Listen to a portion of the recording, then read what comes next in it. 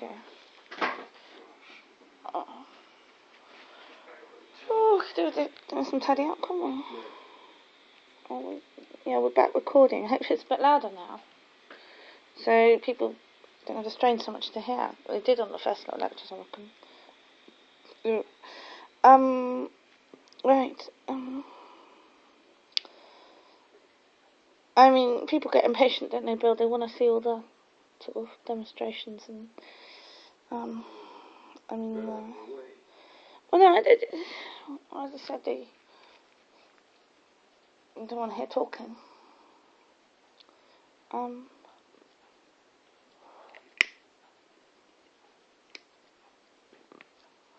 Well, I mean, what we can do is plan a demonstration. Can we do that? Well, I can. Don't have to get involved in the plan. I mean, I don't know how much you'll agree to, Bill, when it comes to the houses. Would you agree to holding the one that responds to voice commands? Would you agree to holding that yourself and me speaking to it? You would agree to that? Or for me to film that? Alright. Well, I think that would come a good way to proving that what we say is true. And if I did it and then I filmed you doing it, and I spoke to the dowser, then I reckon that would be a good demonstration of that one. What had we done in daylight? I have to try and do a decent quality of film. I would have thought you're just going to have to get used to that what you see on the screen, right? When you're filming this camera, so what you see on the screen is what the person sees, yeah? Okay? That's how these films work. When you point it at it, what you're seeing on the screen, Bill, is what that person is seeing, alright? And afterwards on YouTube, you can make it a bit clearer and everything like that, alright? The one that vibrates, I would have thought the first way to do that is to put it probably, I don't know, I'd rather not do this outside. I'd rather do this in the flat, alone together.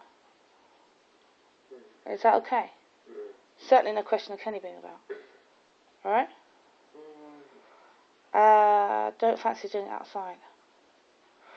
So as I said, we'll have to do it alone in the flat. We'll have to pull back the curtains and get as much natural light as possible. In this room, right, we do that, and we do that clearly. And then I'll get out the history book, and we'll test my theory that responds to historical inaccuracies, alright? Okay? We need to get a very good shot of how it vibrates at the ends and the hand doesn't move, alright? Okay, so we're planning now how we'll make the film.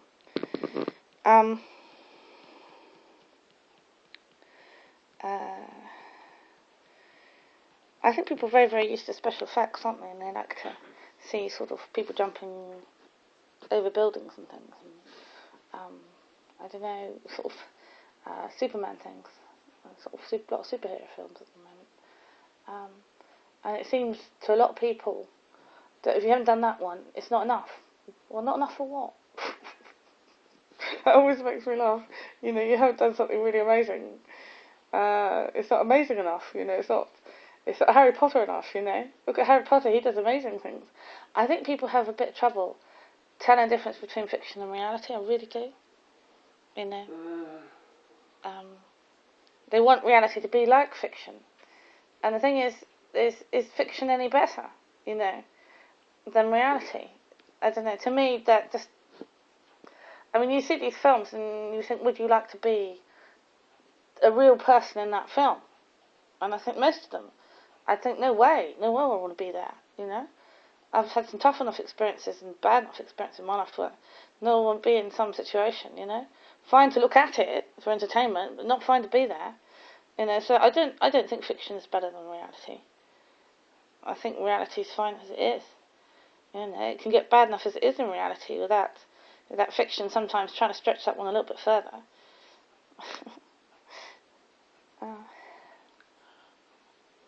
Yeah, do you see the pink? You see the pink? You remember I showed you the picture and it was pink, yeah? When the force field is pink is when people are fairly content. Yeah, can you see the pink around the screen? That's when the force picks up on people being contented, alright? You saw a lot of blue, alright? Certain shades of blue. You saw when my voice went down to a whisper. Well, I wasn't whispering, but it was registering on the camera as a whisper. And blue was coming up from the bottom, alright? When the main thing that represents the dark side of the Force is blue, right? And it's like a sort of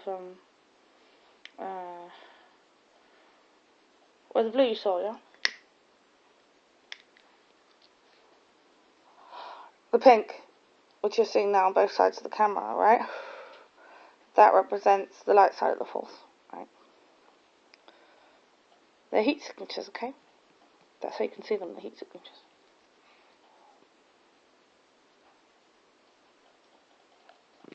They're quite similar in some ways to nuclear.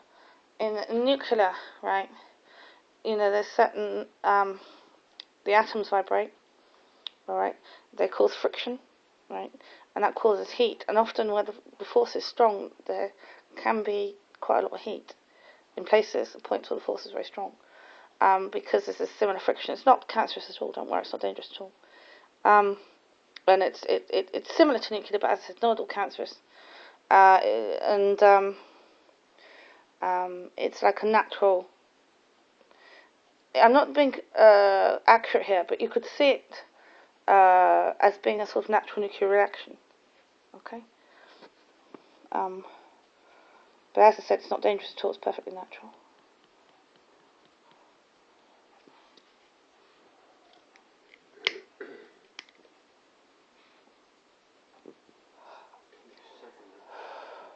When you see this, you're not actually looking at the force, right? The force is probably doing something completely different. The force is a full field. But you're looking at the atoms within it. So you could start to get an image of how the forces are going around, for example, this house, when you saw the thermal image, right? Then you could see how the force is moving around the house. And that could, if of course you wanted to use that force to do something with, which is obviously a much later stage of understanding what that might represent, then obviously you have to somehow harness the energy of the force. The first thing to understand is, in a human being, there's both combustion, but in the force is in fact a mechanism that's based on leverage. So if you wanted to use the force, you'd have to use the combustion within your body to use leverage in the force. So the force is a mechanism, but the body is like a combustive engine. Alright.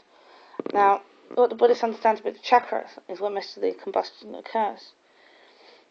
So you would say, but the chakras are mostly consisting of emotion, and the emotion that flows through you. Yes, to a large extent, the chakras are where the emotions flow through your body. So at this point, I just take note of that. But I would have thought that when I look at the psychics, there are other ways of moving the force, other than just using your emotions. And that's where I'm personally curious. They obviously don't use their emotions, and they're obviously using force fields. So how did they do that one without using combustion? I don't know. I am curious now, I must admit.